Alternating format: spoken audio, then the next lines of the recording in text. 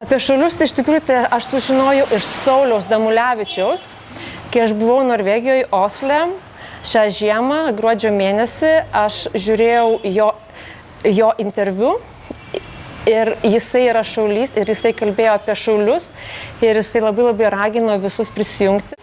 Ir jiems iš karto parašiau, gavau atsakymą, prisijungiau, pradėjau bazinį kursą, labai patiko, bendruomenė.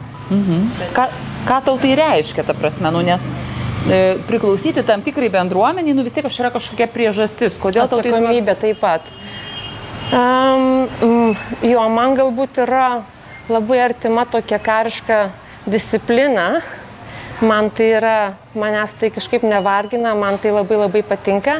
Aš myliu Lietuvą ir aš noriu prisidėti prie Lietuvos saugumo.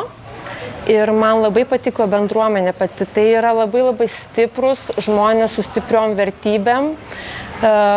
Labai vienas kitą palaiko. Vyksta labai daug veiklos, praktinių užsiėmimų,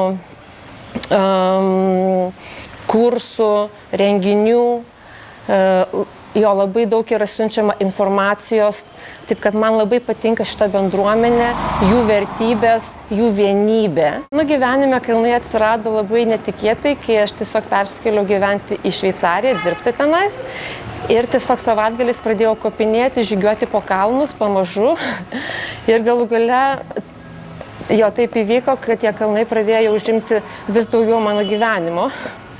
Ir man tiesiog tas labai patiko, supratau, kad aš turiu stiprias kojas, kurios gali dar stiprėti. Ir man patiko tie iššūkiai.